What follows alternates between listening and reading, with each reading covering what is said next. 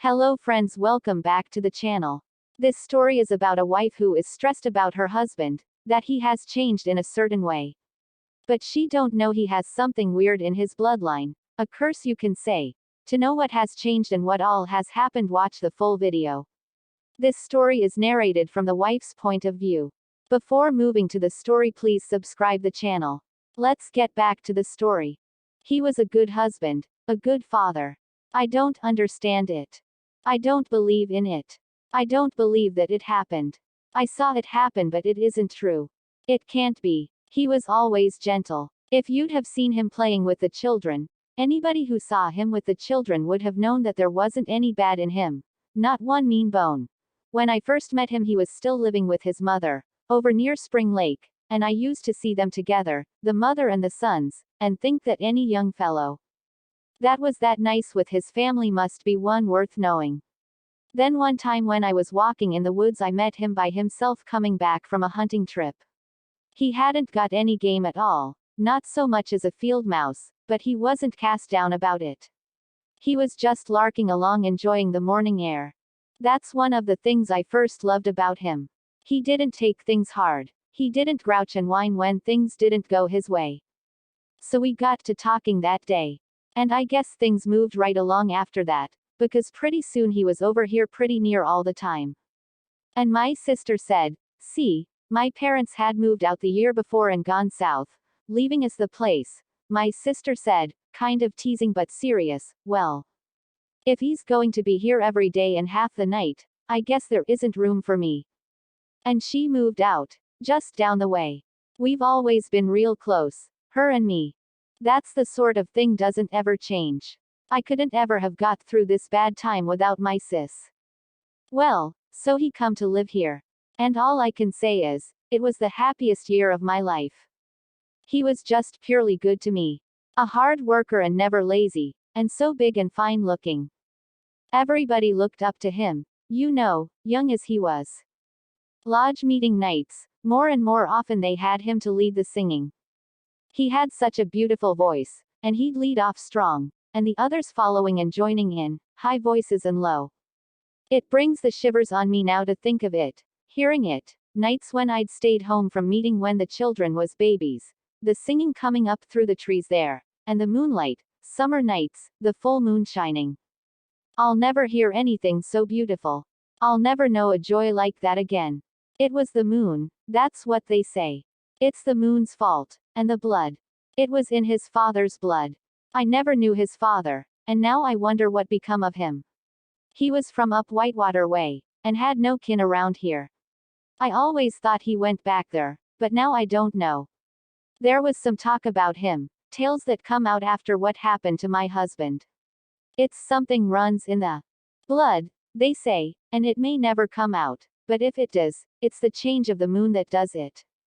Always it happens in the dark of the moon, when everybody's home and asleep. Something comes over the one that's got the curse in his blood, they say, and he gets up because he can't sleep, and goes out into the glaring sun, and goes off all alone, drawn to find those like him.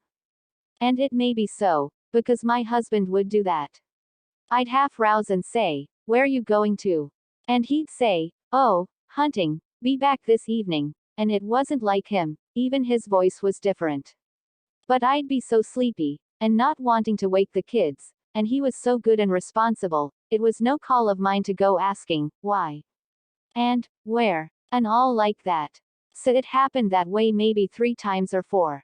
He'd come back late and worn out, and pretty near cross for one so sweet-tempered, not wanting to talk about it. I figured everybody got to bust out now and then, and nagging never helped anything. But it did begin to worry me. Not so much that he went, but that he come back so tired and strange. Even, he smelled strange. It made my hair stand up on end. I could not endure it and I said, "What is that, those smells on you? All over you?" And he said, "I don't know," real short, and made like he was sleeping. But he went down when he thought I wasn't noticing, and washed himself. But those smells stayed in his hair, and in our bed, for days. And then the awful thing. I don't find it easy to tell about this. I want to cry when I have to bring it to my mind. Our youngest, the little one, my baby, she turned from her father. Just overnight. He come in and she got scared looking, stiff, with her eyes wide, and then she begun to cry and try to hide behind me. She didn't yet talk plain but she was saying over and over, "Make it go away. Make it go away." The look in his eyes, just for one moment, when he heard that. That's what I don't want ever to remember. That's what I can't forget. The look in his eyes looking at his own child. I said to the child, "Shame on you. What's got into you?" Scolding, but keeping her right up close to me. At the same time, because I was frightened too. Frightened to shaking. He looked away then and said something like, "Guess she just waked up dreaming," and passed it off that way. Or tried to. And so did I. And I got real mad with my baby when she kept on acting crazy scared of her own dad. But she couldn't help it and I couldn't change it. He kept away that whole day. Because he knew, I guess. It was just beginning dark of the moon. It was hot and close inside, and dark, and we'd all been asleep some while, when something woke me up. He wasn't there beside me. I heard a little stir in the passage, when I listened.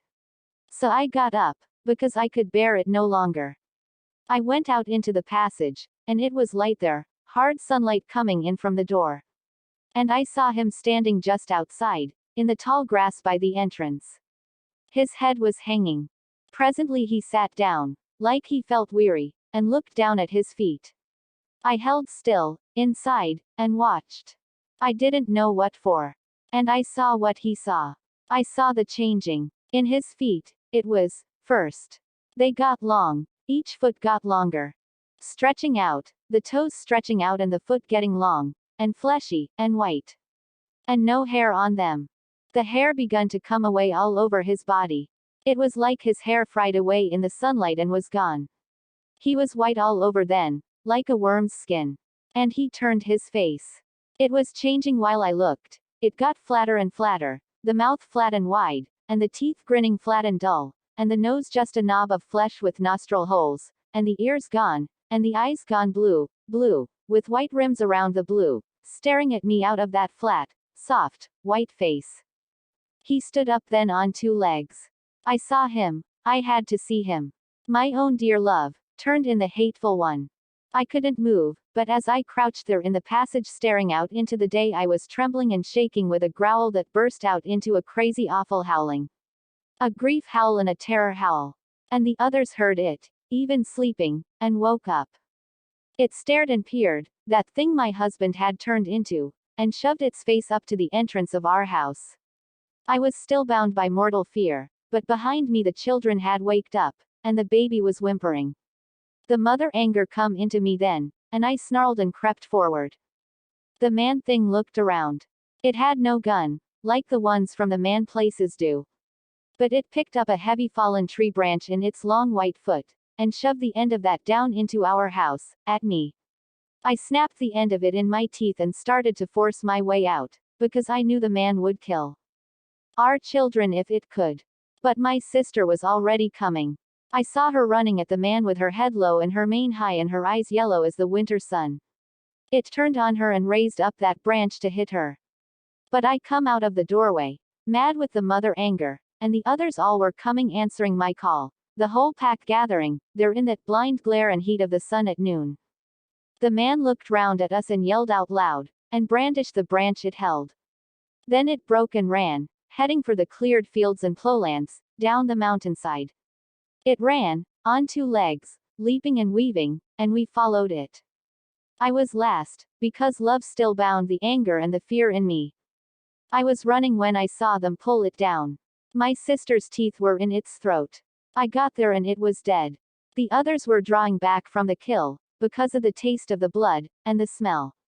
The younger ones were cowering and some crying, and my sister rubbed her mouth against her forelegs over and over to get rid of the taste.